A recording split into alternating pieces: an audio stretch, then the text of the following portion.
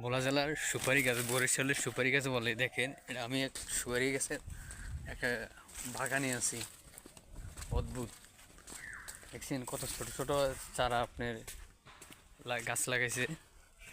আর এখানে এখানে বাইলও খেয়েছি। আমি এক জায়গায় যাইতেছি, বাইলটা নিয়ে যাচ্ছি।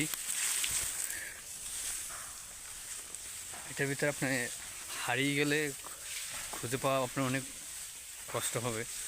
যারা নতুন তারা এক জায়গায় ঢুকে আরেকখানে বেরোতে কষ্ট হবে।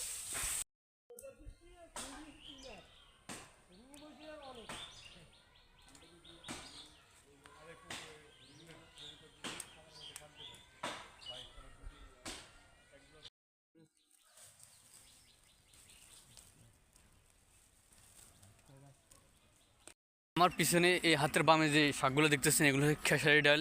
এগুলো আপনি কখন এই বুনে, মানে যখন চাষ করা হয় আপনার ধানের মৌসুমের শেষ বা ধান পাকানোর সময় আপনি এই ধান তখন এই ডালগুলো বুনে দেয়। তখন জমিটা আপনার শুকনো থাকে না, ভিজা থাকে, শুকিয়ে আসে। তখন আপনি ডালে তখন শিকড়টা দ্রুতভাবে শিকড় গজাতে পারে আর ভালো হয়। তো এটা তখন ধান কেটে ফেলে, আর ধান কেটে ফেলার পরে এটা আপনার নাড়াগুলো শুকিয়ে যায়। শুকিয়ে যাওয়ার পরে গাছগুলো অনেক বৃদ্ধি পায়। তখন নাড়াটাকে অনেক এটা বার করে চাপিয়ে রাখে। দেখেন আপনি নাড়া দেখতে পাচ্ছেন, নাড়া নেই, সব হচ্ছে শাক। এই শাক থেকে এখন এই যে আপনার ফুল বেড়েছে, এই ফুল বেড়েছে। এই ফুল বের হওয়ার পর থেকে যখন ডাল পাকবে, বাড়তে হবে, তখন এটা নেওয়া হবে। নেওয়ার পর বিক্রি করা হবে।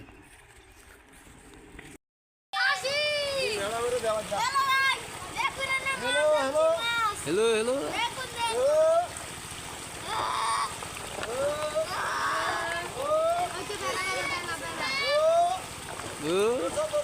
দেন লুঙ্গি দি দেন, লুঙ্গি দি দেন।